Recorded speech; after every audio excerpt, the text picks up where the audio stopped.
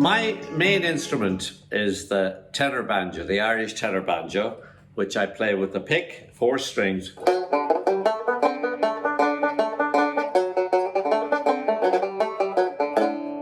And this is a beautiful banjo.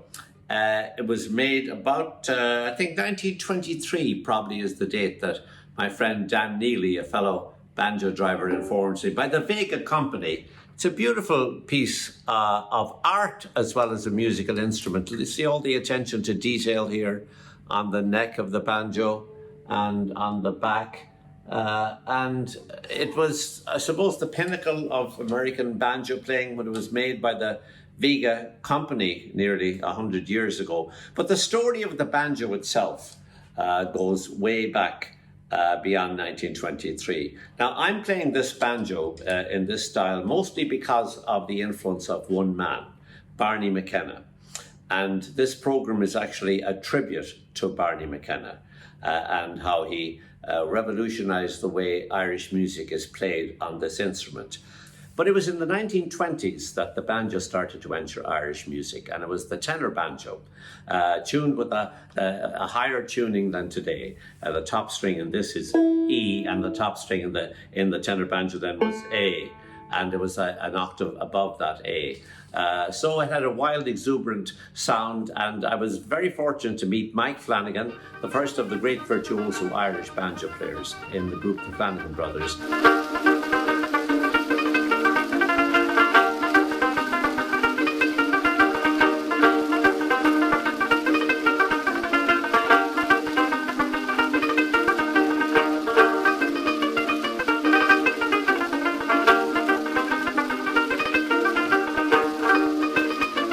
I met up with Mike at his home in Albany, New York, and I asked him about where he thought he stood in the evolution of the banjo in Irish music. You told me that you were the very first to play Irish music on the banjo. That's the God's truth. The first guy that ever played jigsaw reels on a banjo, years ago. And the first banjo I bought was off of a damn good banjo player. He was down 34th Street, and he was a demonstrator on banjos in a nice big music place where they advertise all kind of instruments. And if I could think of his name, Eddie Peabody. Remember Eddie? He showed me the first banjo, and it was triple dipped in gold, and I paid $385 for it years ago now. Today you couldn't touch it. Anyway, them were the good days. And, Who taught you to play, Mike? I picked it all up myself. I didn't get no lessons from anybody. Never did.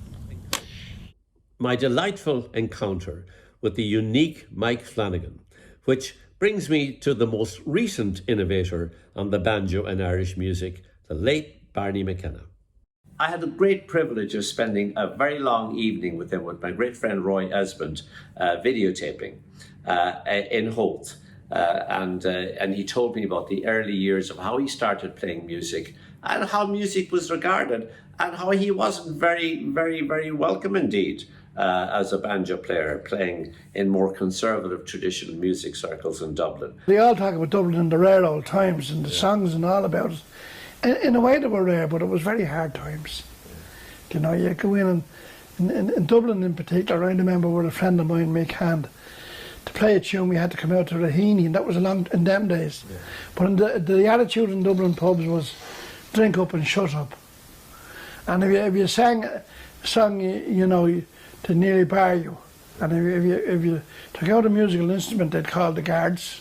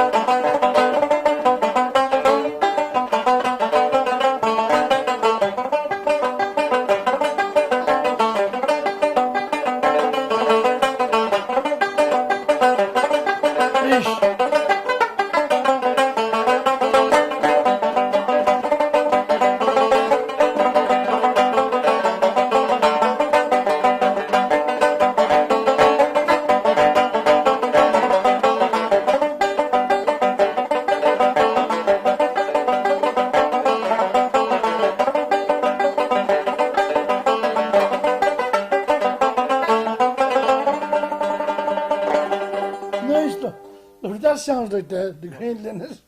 Yeah. The unforgettable Barney McKenna. Actually present on one of the occasions when Barney was refused entrance because of his choice of instrument was the great accordion player James Keane. I've known James now since I started playing Irish music back in the early 1960s. He was a great inspiration to me and a big star in Irish music at the time. And he was with Barney on the night that he was refused entrance to the Pipers Club. And he'll tell you the story himself. Well, growing up in Dublin in the late 50s, my father would always take Sean and myself on a Saturday evening down to the Pipers Club on 14 Thomas Street. It was a particular evening that I was checking out the music in the back room and upstairs in Leo Rowsom's room and, of course, in the front room when I heard a commotion of sorts at the front door. So I was about 9 or 10 at the time, so I went out to investigate, and here was Paddy McIlvanney and Jim Seary, two of the founders of Cultus, questioning a young man standing with what looked like a guitar case in his hand. And of course, at the time, guitars were banned from Cultus sessions. So they were running him through his moves of singing, lilting one tune after another while getting drenched on Thomas Street when they decided that it was he had the credentials to gain admittance to the Pipers Club. So they brought him into the front room, put a chair in the middle of the room and had him sit and start to play. He took out this long neck instrument, a 4-string tenor banjo, and who else was it except the man himself, Barney McKenna. And Barney opened up, and I can verify that this was the first time that any of us had ever heard within a mile of Dublin. And that's the tune he picked to play. And of course, the rest is history, and Barney would go on in years later to charm the world with his lovely music. James Keane talking to you there from Queens, New York City. Well, another man who knew Barney in Dublin back in the old days before he headed off to America was James Kelly.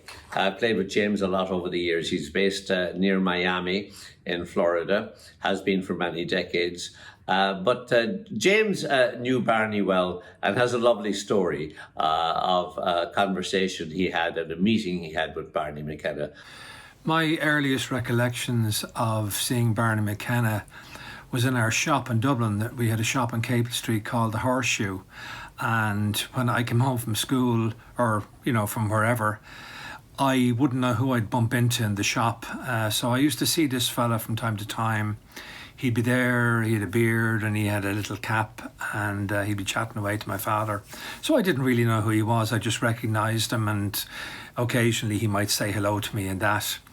Now, Barney was a founding member of the Dubliners in the early 60s, and the Dubliners' music was played on the radio, on RTE radio. So we heard the Dubliners and Barney playing the banjo, on many occasions throughout my childhood and when I was growing up.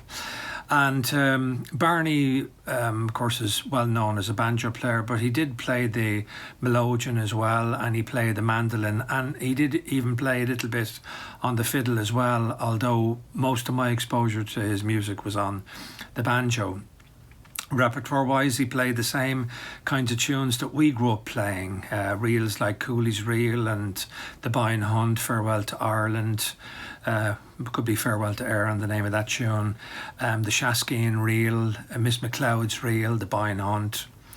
And then into the 70s, I'd see him on the TV. I remember he did a series with Tony McMahon called The Green Linnet, where they travelled throughout Ireland and countries in Europe and met people and played music for them.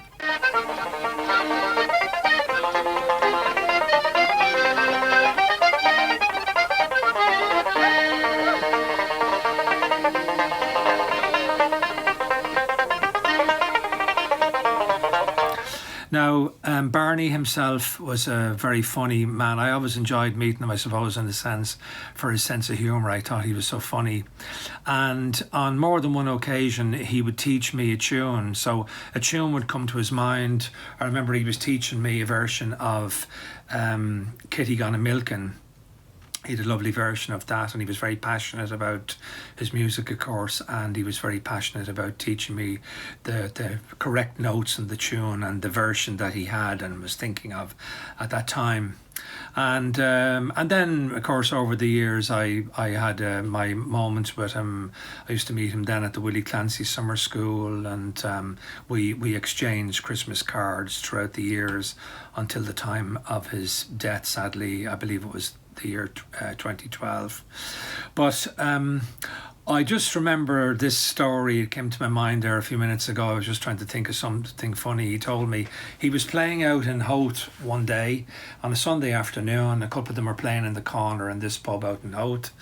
And there was a group of local people there close by, kind of noisy people who didn't really have any interest in the music, but they were close by, and he of course was hoping that they'd leave that part and go to some other place in the pub that they were in, but they insisted on staying there, and it was a kind of a slightly disruptive afternoon. But he told me that the ringleader of the group, when they eventually got up to leave, he passed him by kind of and stopped, and he stared him right in the eye. And he said to Barney, he said, "You're a good banjo player, but you're no Barney McKenna." And he flicked a sixpence in, and the sixpence hit Barney's belly and bounced onto the floor, because Barney was disgusted with this fella. And of course, he didn't know who he was sitting in front of all the time. But I remember that story. James Kelly there from Miami, Florida. Well, going to play a tribute to Barney McKenna now. And I'll start off with a tune myself, which is a lovely tune. It runs very nicely on the banjo, as we say, us banjo players. And it's a tune called Far From Home. And it's an old tune. Actually, it's known best as the tune that was first heard by Captain Francis O'Neill, who did these monumental collections of Irish music after he was police chief of Chicago. But long before then, he was working as a sheep herder briefly in the Sierra Nevada near San Francisco, and he heard a fellow sheep herder whistling a tune, whistling as in mouth whistling, and he liked it, and that led him on the journey that made him the most famous collector of Irish music, perhaps, of all time, certainly in America, of Irish instrumental music. And he called the tune Far From Home. So we're going to start with that, playing on my own. And then we're going to be joined by James Keane and James Kelly, whom we've seen already. And backing us up will be another Dubliner, 3 Dubliners in all. The mighty guitar player lives in Asheville, North Carolina now, John Doyle. So with James Keane, James Kelly and John Doyle, a tribute to Barney McKenna.